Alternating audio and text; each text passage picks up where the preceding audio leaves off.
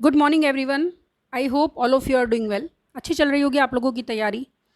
आज का जो हमारा टॉपिक मैं लेके आई हूँ वो है important questions of ancient history, यानी कि प्राचीन भारत के इतिहास पर महत्वपूर्ण प्रश्न। 50 से ज़्यादा प्रश्नों को हम इसमें कवर करेंगे और डिटेल आंसर भी हमने इसमें रखे हैं, तो वीडियो बहुत ही ज़्यादा इंपॉर्टेंट है, आप लोग एंड तक ज़रूर देखिए। वीडियो को स्टार्ट करने से पहले हमारा गिव अवे क्वेश्चन हमेशा की तरह, जो कि हम लोग टॉपिक से रिलेटेड लेके आते हैं। Which among the following river is most described in Rigveda? निम्नलिखित में से किस नदी का वर्णन ऋग्वेद में सर्वाधिक मिलता है? ऑप्शंस आपके सामने हैं, ए सिंधु, बी गंगा, सी सरस्वती और ऑप्शन डी है यमुना। तो क्या है इस क्वेश्चन का सही आंसर? तो जो भी आप लोगों को सही लगता है आप लोग मुझे कमेंट बॉक्स में बताएंगे। सही जवाब देने वाले स्टूडेंट्स को हम लोग करते हैं रेंडमली सिलेक्ट और उन तक पहुंचाते हैं स्टैटिक जीके की ये किताब, जिसको आशुतोष सर ने रेडी किया है। पिछले 8 साल के सारे प्रश्न भी इसमें कवर कर लिए गए हैं और हर टॉपिक को वन लाइनर और एमसीक्यू की फॉर्म में लिखा है, जो कि पढ़ने और समझने में भी इजी हो। आने वाले एग्ज़ाम, चाहे वो एसएससी है, चाहे वो आपका स्टेट पुलिस का एग्ज़ाम है या फिर आपका स्टेट पीसीएस का एग्ज़ाम है, स्टैटिक जीके तो सभी में आपको मिलना ही मिलना है। तो अगर आप लोग भी चाहते हैं कि ये किताब हम आप तक पहुँचाएँ तो आप लोग मुझे सही जवाब कमेंट बॉक्स में ज़रूर दें। वीडियो को स्टार्ट करते हैं और पहला प्रश्न ले लेते हैं। Who composed Nashik inscription in which achievements of Gautamiputra Satakarni were recorded? Nashik शिलालेख की रचना किसने की जिसमें गौतमीपुत्र शातकर्णी की उपाधियां दर्ज हैं? ऑप्शंस आपके सामने हैं, ए गौतमीपुत्र शातकर्णी, बी है शातकर्णी फर्स्ट, सी है कान्हा और ऑप्शन डी है गौतमी। तो ये जो नासिक शिलालेख है इसकी रचना की थी गौतमी ने, जो कि माता थी गौतमीपुत्र शातकर्णी की। The achievements of Gautamiputra Shatkarni were mentioned in Nasik inscription that were composed by his mother Gautami Balashri। ने गौतमी बलश्री भी कहा जाता था। Next question, which of the following Indus valley site is not a present in India? निम्नलिखित में से कौन सा सिंधु घाटी सभ्यता स्थल भारत में मौजूद नहीं है? यानी कि ये चारों ही सिंधु घाटी स्थल हैं, लेकिन कौन सा भारत में मौजूद नहीं है वो आपको बताना है। ऑप्शंस आपके सामने हैं, ए चन्हुदारो, सी बी फरमाना, सी खैरासरा और ऑप्शन डी है लोटेश्वर। तो जो चन्हुदारो है ऑप्शन ए, ये आपका भारत में नहीं है, बाकी तीनों आपके भारत में ही हैं। Chanhudaro is an archaeological site belonging to the post urban Jhukar phase of Indus valley civilisation. यानी कि ये जो आपकी पुरातात्विक स्थल है ये आपका पोस्ट अर्बन, यानी कि जो बात का शहरीकरण है, ये उससे संबंधित है इंडस वैली सिविलाइजेशन में। Site is located 130 kilometre south of Mohenjodaro in Sindh Pakistan. तो ये मोहनजोदारो के दक्षिण में है और ये सिंध पाकिस्तान में है। इम्पॉर्टेंट जो हड़प्पन साइट्स हैं जो कि इंडिया में हैं वो आप लोग देख लीजिए, ये सब की सब इंडिया में है। इनके अलावा भी वैसे तो बहुत सारी हैं जिनकी अब तक खोज हो चुकी है, लेकिन ये कुछ महत्वपूर्ण है, जैसे कि धौलावीरा। धौलावीरा को हाल ही में यूनेस्को में भी ऐड किया, ये हमारी 40वीं साइट बन गई यूनेस्को में, ठीक है। और ये थोड़ा इसको हम क्लियर करते हैं। इसके बाद में आपका आलमगीरपुर, ये आपका उत्तर प्रदेश में है। एक आपका है कालीबंगन राजस्थान में, लोथल है आपका गुजरात में, गुजरात और राजस्थान दोनों में फैला हुआ है। राखीगढ़ी है आपका हरियाणा में, रोपड़ है और सूरकोतदा है।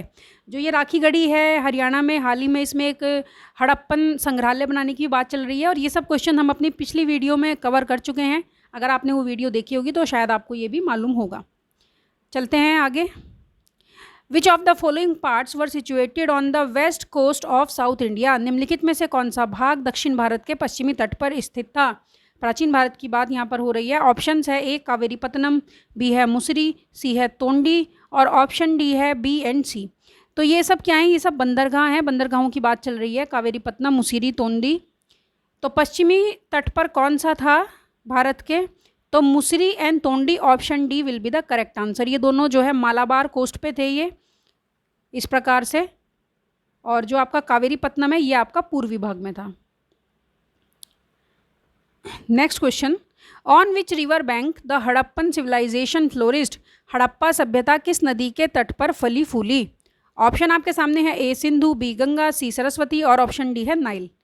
तो हड़प्पा सभ्यता हमारी, जिसको इंडस वैली सिविलाइजेशन कहते हैं, तो इसीलिए कहते हैं क्योंकि वो इंडस यानी कि सिंधु रिवर के आसपास वो फली फूली। Option A will be the correct answer. Harappan civilisation also known as Indus civilisation flourished on the river banks of river Indus between 3000 and 2000 before Christ era. तो ये 3000 से 2000 BCE यानी कि बिफोर क्राइस्ट एरा की है, और ये सिंधु नदी के तट पर है। और यदि हम बात करें सरस्वती, तो सरस्वती नदी के तट पर भी एक सभ्यता फली फूली थी जिसे हम कहते हैं वैदिक सभ्यता। तो अगर वैदिक सभ्यता आपसे पूछ ली जाए तो सरस्वती नदी, सिंधु घाटी सभ्यता, सिंधु घाटी नदी और नील नदी के तट पर मेसोपोटामिया की सभ्यता। Next question, Kalibangan from the Indus valley civilisation is famous for which of the following. तो कालीबंगन जो स्थल है ये किस लिए प्रसिद्ध है? ऑप्शन ए है पॉटरी, बी है सी पोर्ट, सी है रॉक कट आर्किटेक्चर और ऑप्शन डी है कॉटन कल्टीवेशन। तो जो आपका कालीबंगन है, नाम से ही जैसे कि स्पष्ट है, ब्लैक कंगन यानी कि काले कंगन या फिर काली चूड़ियाँ। तो ये आपका ऑप्शन ए पॉटरी के लिए ये प्रसिद्ध है। Option A, it is famous for pottery and black bangles, और ये राजस्थान में है। और ये जो ब्लैक बैंगल्स हैं या इस तरीके की जो और भी ज्वेलरी होती थी यहाँ पे, वो मिट्टी से बनाई जाती थी। Next question, what was the name of the जजेस and judicial officers in Satavahana dynasty. Satavahana राजवंश में न्यायाधीशों और न्यायिक अधिकारियों के नाम क्या थे? ऑप्शंस आपके सामने है, ए अमात्य, बी राजुका, सी भोजा और ऑप्शन डी है गमिका। तो बात हो रही है न्यायाधीश या फिर न्यायिक अधिकारी, तो जो जुडिशियल ऑफिसर्स थे उनके नाम होते थे Rajukas. Option B will be the correct answer. Satavahana राजवंश की हम लोग बात कर रहे हैं। Shimuk was the founder of Satavahana dynasty. तो फाउंडर कौन थे? शिमुक थे। The Satavahanas were the first native Indian kings to have issued their own coins which had the rulers portrait on the coin, यानी कि ये प्रथम थे जिन्होंने ऐसे सिक्के चलाए थे जिस पर किसी भी शासक का जो है चित्र बना हुआ रहता था। यानी कि सिक्के पहले से चलते थे लेकिन अपना ही जो है चित्र उकेर के चलाना ये इन्होंने प्रारंभ किया था। Next question, which of the following was the head of the board infantry in Mauryan administration. निम्नलिखित में से कौन मौर्य प्रशासन में पैदल सेना के बोर्ड का प्रमुख था? तो ऑप्शन है अकाराध्यक्ष, पोटवाध्यक्ष, लवणाध्यक्ष और पदाध्यक्ष। तो देखिए जो आपका सही आंसर होगा यहाँ पे वो आपका होगा पदाध्यक्ष। वैसे तो ये नाम से भी पता चल रहा है, पद अध्यक्ष यानी कि पैदल चलने वाले जो आपकी सेना थी। ऑप्शन डी है करेक्ट आंसर। बाकी हम लोग इनके बारे में भी देख लेते हैं। जो आपका अकाराध्यक्ष होता था ये आपका माइनिंग ऑफिसर होता था। माइनिंग ऑफिसर यानी कि खान, जहाँ से खनन किया जाता था। जो आपका पोटवाध्यक्ष होता था ये बाट, माप, तोल यानी कि वेट एंड मेजरमेंट का ऑफिसर था। जो आपका लवणाध्यक्ष था ये आपका नमक अधिकारी था, या फिर इसको हम कहेंगे कि खनिज अधिकारी भी लवणाध्यक्ष था। और पदाध्यक्ष आपने देख ही लिया, वो आपका पैदल सेना का अधिकारी था। Next question, which Chinese traveller came in India during the rain of Harshavardhana. Harshvardhan के शासनकाल में कौन सा चीनी यात्री भारत आया था? ऑप्शन आपके सामने है, ए फाइयान, बी इत्सिंग, सी मेगास्थनीज और ऑप्शन डी है ह्वेनसांग। तो कौन आया था हर्षवर्धन के टाइम पे? देखिए 6ठी सदी की हम लोग बात कर रहे हैं, 6ठी से 7वीं सदी की हम लोग बात कर रहे हैं। तो हर्षवर्धन के टाइम पे आया था डी ह्वेनसांग। फाइयान कब आया था? फाइयान आया था चंद्रगुप्त जो गुप्त शासक थे उनके समय पे। मेगास्थनीज आपका आया था चंद्रगुप्त मौर्य के टाइम पे। इत्सिंग भी ह्वेनसांग से कुछ समय पहले ही आया था, लेकिन हर्षवर्धन के शासनकाल में माना जाता है कि ह्वेनसांग। ऑप्शन डी आपका करेक्ट आंसर है। Next question, the book Tripitaka belongs to which of these following religious. Tripitaka पुस्तक इनमें से किस धर्म से संबंधित है? ऑप्शन आपके सामने है, ए जैनिज्म, बी इस्लाम, सी बुद्धिज्म और ऑप्शन डी है हिंदुइज्म। तो त्रिपिटक आपकी किससे संबंधित है? ऑप्शन सी, यह आपका बुद्धिज्म से संबंधित पुस्तक है। त्रिपिटका और three basket is a traditional term use for various Buddhist scripture. It is known as Pali canon in English. The three Pitaka are Sutta Pitaka, Vinaya Pitaka and Abhidhamma Pitaka. यानी कि जो ये 3 पिटक है इसका अगर हम शाब्दिक अर्थ देखें तो 3 टोकरियाँ यानी कि 3 बास्केट पाली भाषा में लिखी हुई है। ये भी इंपॉर्टेंट है, इंग्लिश में इन्हें पाली कैनन भी कहते हैं। और ये पुस्तकें हैं कौन कौन सी? इनमें एक है सुत्त पिटक, एक है विनय पिटक और एक है अभिधम्म पिटक। इनके बारे में थोड़ी सी डिटेल भी हमें देखनी पड़ेगी। Sutta Pitaka, it contains over 10,000 Sutta और Sutras related to the Buddha and his companions. तो जो आपकी सुत्त पिटक है इसमें जो है कई प्रकार के श्लोक या सूत्र भी रखे गए हैं बुद्धा से रिलेटेड। जो आपकी विनय पिटक है, it is monastic rules for monks and nuns. It can also be called as book of discipline. यानी कि विनय पिटक बताता था कि कैसे जो मॉन्क्स होते हैं, जो बौद्ध भिक्षु हैं या भिक्षुणियाँ हैं, उनको किस प्रकार से रहना है। और जो आपकी अभिधम्म पिटक है, deals with the philosophy and doctrine of Buddhism appearing in the Suttas, यानी कि जो आपकी अभिधम्म पिटक है या आपकी फ़िलॉसफी से रिलेटेड है, जो कॉन्सेप्ट था बुद्धिज़्म का, जो सुत्ता था, उससे रिलेटेड ये है कि आखिर बुद्धिज़्म में है क्या। तो ये आप लोग देख सकते हैं इन तीनों को। कई बार विनय पिटक से क्वेश्चन ज़्यादातर बनता है कि जिसमें नियमावली लिखी हुई थी बौद्ध भिक्षुओं के लिए, तो वो विनय पिटक थी, और ये तीनों पार्ट हैं त्रिपिटक का। Next question, which among the following rulers is often described as the first empire builder of Indian history. निम्नलिखित में से किस शासक को अक्सर भारतीय इतिहास के निर्माता, प्रथम साम्राज्य के रूप में जाना जाता है।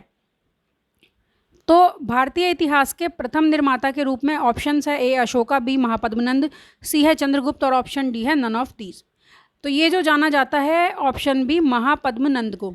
हालांकि अशोक और चंद्रगुप्त दोनों ही बहुत ही महत्वपूर्ण शासक थे, लेकिन प्रथम साम्राज्य निर्माता के रूप में महापद्मनंद को ही जाना जाता है। Option B. Mahapadmananda is called the first historical emperor of India. Mahapadma expand his empire to include a larger part of northern India. तो ये जो थे आपके, इन्होंने उत्तर भारत में अपने शासन को बहुत ज़्यादा फैलाया था, और ये जो थे ये पहले ऐसे रूलर्स थे जो कि क्षत्रिय नहीं थे। तो option B will be the correct answer. Next question, who was the court poet of Samudragupta. Samudragupta के दरबारी कवि कौन थे। ऑप्शन आपके सामने है ए आर्यभट्ट, बी हरिशेन, सी है अश्वघोष और ऑप्शन डी है राजशेखर। तो समुद्रगुप्त के दरबारी कवि कौन थे, हरिशेन थे। Option B will be the correct answer. Samudragupta Gupta साम्राज्य के बहुत ही महत्वपूर्ण और बहुत ही पावरफुल एक शासक बने थे।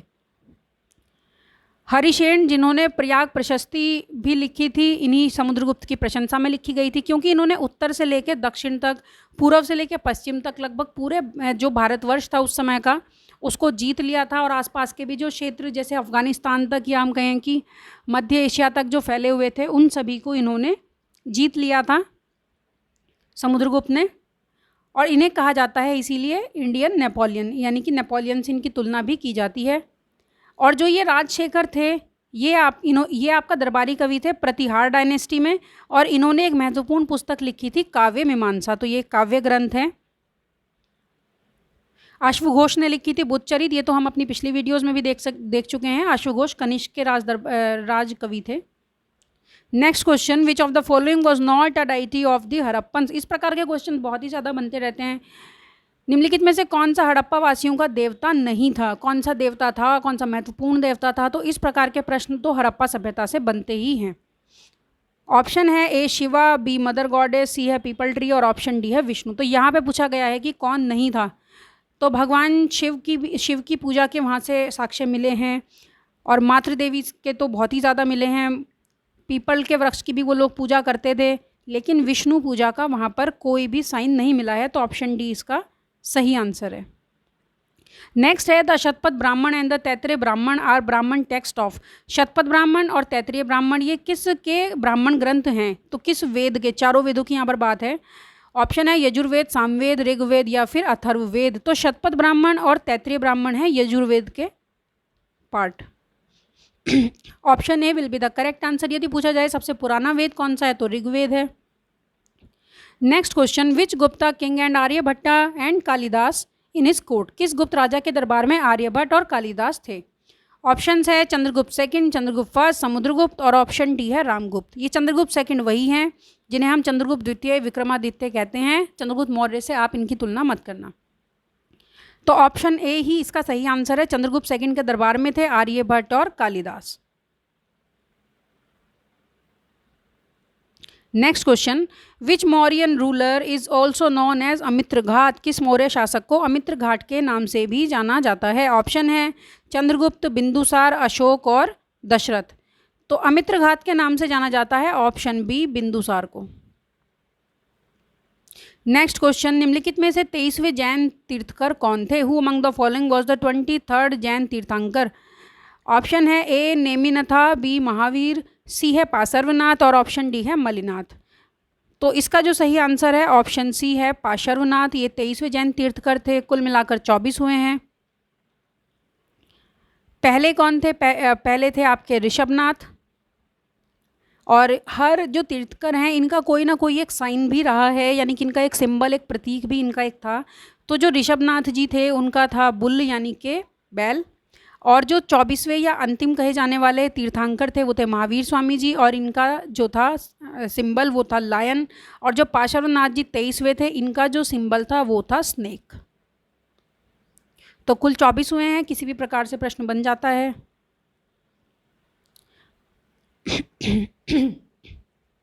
नेक्स्ट क्वेश्चन, ये आप मार्क कर लीजिए, बहुत ही ज़्यादा इंपॉर्टेंट है।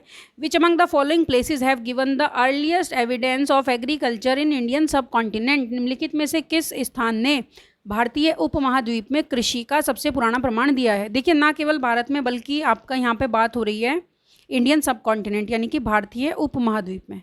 ऑप्शन है प्रतापगढ़, मेहरगढ़, क्वेटा या फिर कलात। तो इसका जो सही आंसर है ऑप्शन बी मेहरगढ़ रहने वाला है। मेहरगढ़ में कृषि के सबसे पुराने प्रमाण मिले हैं। Next question, where did Mahavir Swami attain knowledge? Mahavir Swami को ज्ञान कहाँ से प्राप्त हुआ था? ऑप्शंस हैं A Kaushambi, B Nalanda, C है जंबिग्राम और ऑप्शन डी है अनंतपुरी। तो जो महावीर स्वामी थे इनको ज्ञान की प्राप्ति कहाँ पर हुई थी? ऑप्शन सी जंबिग्राम में हुई थी। महावीर स्वामी जो कि जैन तीर्थंकर थे अंतिम, तो जो ये जंबिग्राम है।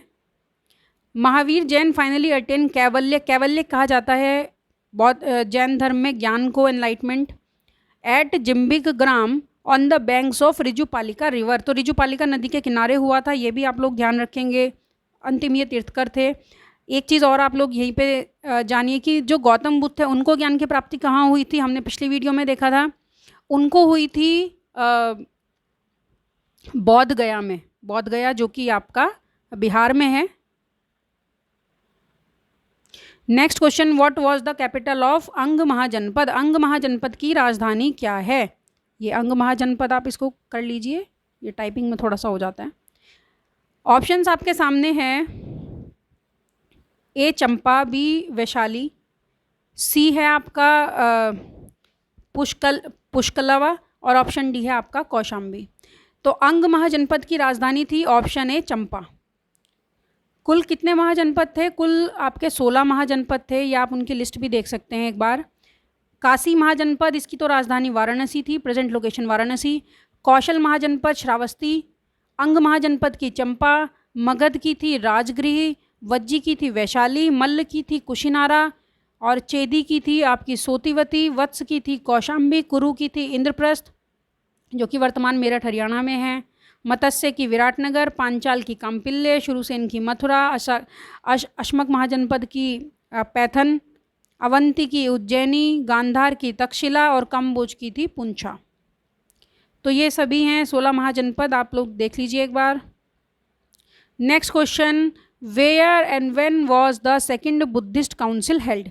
द्वितीय बौद्ध संगीति का आयोजन कहाँ और कब हुआ था? ऑप्शंस आपके सामने है, ए राजगृह इन 483 बिफोर क्राइस्ट, ऑप्शन बी है वैशाली इन 383 बिफोर क्राइस्ट, ऑप्शन सी है कुंडल 172 एडी और ऑप्शन डी है पाटलिपुत्रा 250 बिफोर क्राइस्ट।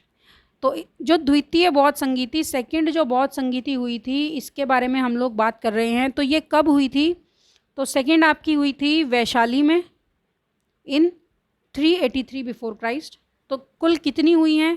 कुल 4 हुई हैं, वैसे तो 5 हुई हैं, आगे चल के 5वीं एक जो बौद्ध संगीति थी वो बहुत बाद में हुई, जिसके बारे में अभी कोई स्पष्ट जानकारी नहीं थी मेरे पास, तो इसलिए उसको मैंने ऐड नहीं किया है।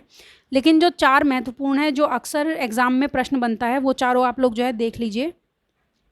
पहली हुई थी आपकी राजगृह में, और ये अजात शत्रु जो शासक थे उनके समय पे हुई थी, और इनके जो अध्यक्ष थे वो आपके महाकश्यप थे 483 बिफोर क्राइस्ट यानी कि 483। सेकंड हुई थी आपकी काल अशोक के टाइम पे वैशाली में, थर्ड हुई थी आपकी अशोक के टाइम पे पाटलिपुत्र में, और आपकी फोर्थ हुई थी कनिष्क के टाइम पे कुंडलवन कश्मीर में। वर्तमान में कश्मीर, उस समय कुंडलवन नामक स्थान में। चेयरमैन यानी कि अध्यक्ष आप देख लीजिए, सबसे पहले महाकश्यप, फिर सबाकामी, फिर मोगलीपुत्र और फिर आपके वसुमित्र। तो यानी कि तीनों ये जो हैं आपकी बिफोर क्राइस्ट हुई हैं, केवल आपकी एक है कुंडलवन कश्मीर जो कि आफ्टर डिकेड हुई है। नेक्स्ट क्वेश्चन, अच्छा एक क्वेश्चन और है आप लोगों के लिए। जिस प्रकार से बौद्ध संगीति हुई हैं उसी प्रकार से जैन संगीतियाँ भी हुई हैं।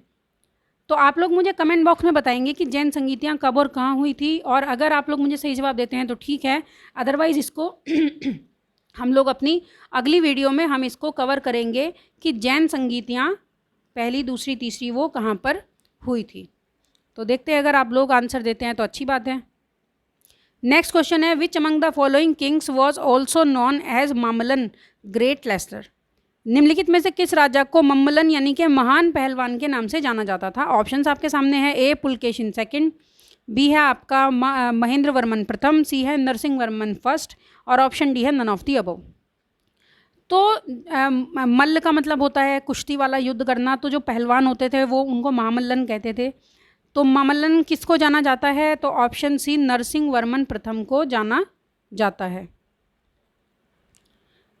Narasimha Varman first was a emperor of the Pallava dynasty who ruled south India from 630 CE to 668 CE. He shared his father Mahendravarman's love for art and complete the work started in by Mahendravarman in Mamallapuram. जो ये आपके नरसिंह वर्मन थे, ये Pallav dynasty के एक शासक थे, और इन्होंने जो है आपका मामल्लपुरम के जो मंदिर है, जो कि यूनेस्को की एक धरोहर भी है, उनको बनवाया था, जिनका काम शुरू तो किया था महेंद्र वर्मन ने, इनके पिता ने, लेकिन इन्होंने उसको आगे पूरा कराया था। तो ये भी क्वेश्चन पूछा जाता है कि मामल्लपुरम के मंदिरों को किसने बनवाया था, तो पल्लव शासकों ने बनवाया था। The name of composer of Mahabhashya इस महाभाष्य के रचयिता का नाम क्या है। ऑप्शन आपके सामने है, ए कौटिल्य, बी पतंजलि, सी कालिदास, और ऑप्शन डी है भैरवी। तो जो आपके महाभाष्य के रचयिता हैं वो कौन है, वो है ऑप्शन बी पतंजलि।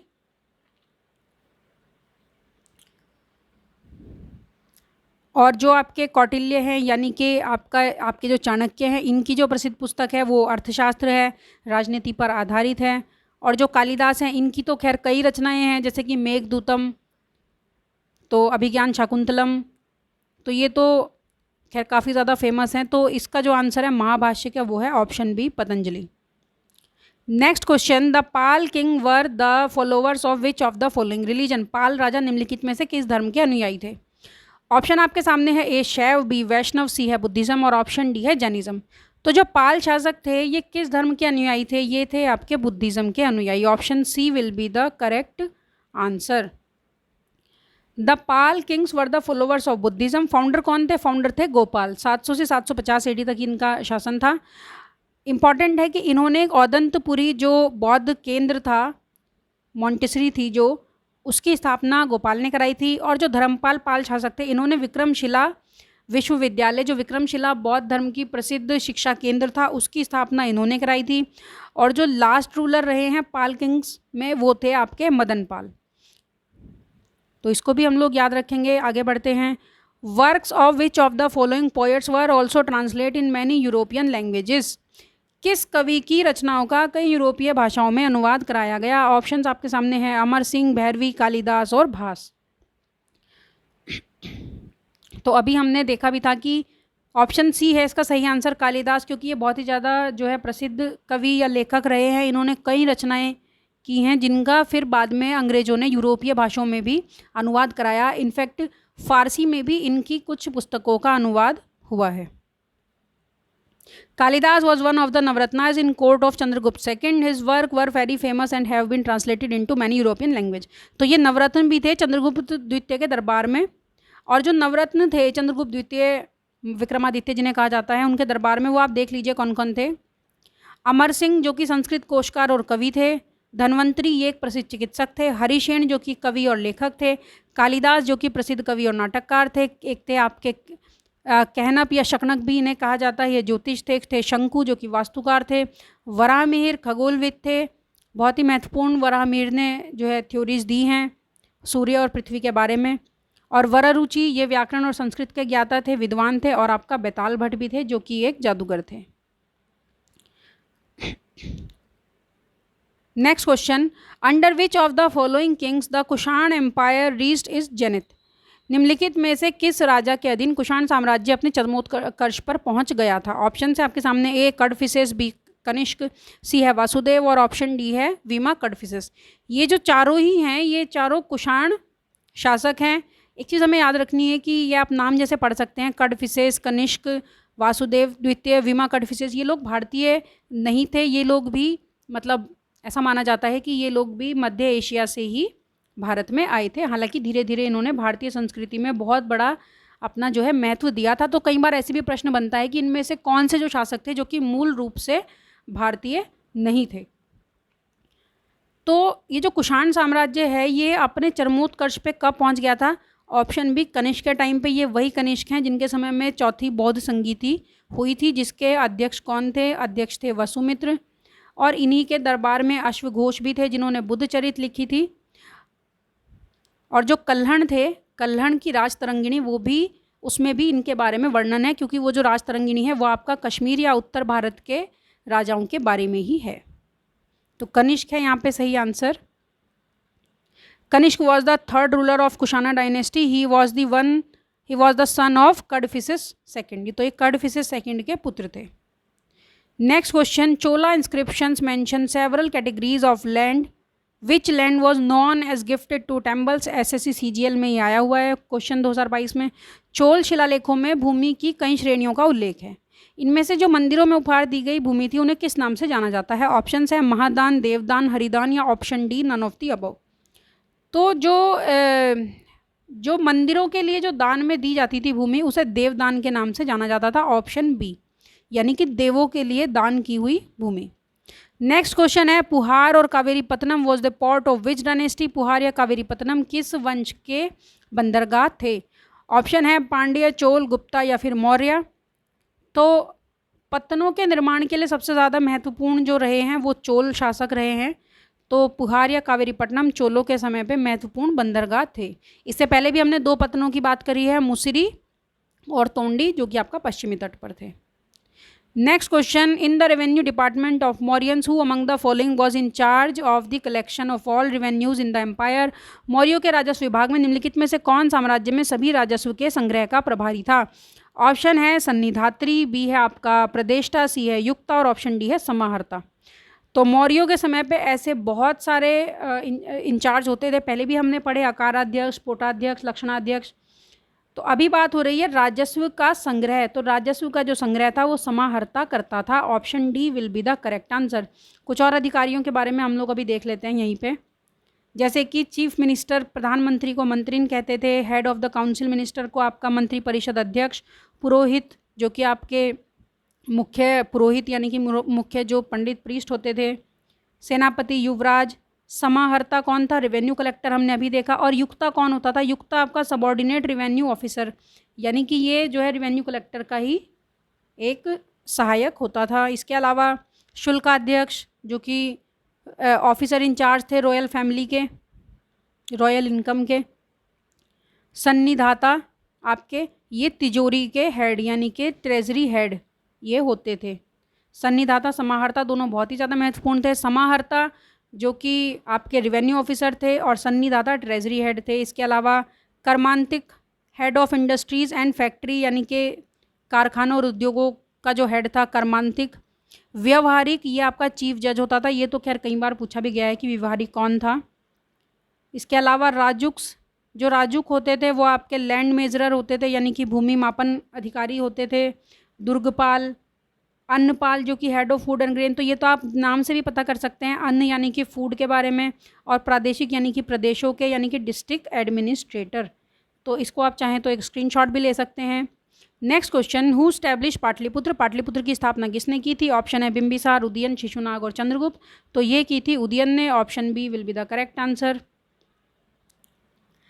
पुष्टि Marg is a Vaishnava sect of the Hinduism was founded by. Pushti Marg Hindu धर्म का एक वैष्णव संप्रदाय किसके द्वारा स्थापित किया गया था? ऑप्शन है शंकराचार्य, रामानुजाचार्य, वल्लभाचार्य और ऑप्शन डी है निम्बार्काचार्य।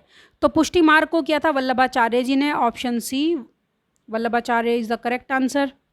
बाकी भी हम लोग देख लेते हैं। शंकराचार्य जी ने जो कॉन्सेप्ट दिया था वो अद्वैतवाद का दिया था। रामानुजाचार्य जी ने कहा था विशिष्टाद्वैत के बारे में। निम्बार्काचार्य या निम्बार्क ने कहा था द्वैत और अद्वैत दोनों, जिसे हम द्वैताद्वैत भी कहते हैं। तो ये द्वैत प्लस अद्वैत दोनों के बारे में है। और माधवाचार्य जी ने द्वैतवाद के बारे में कहा था।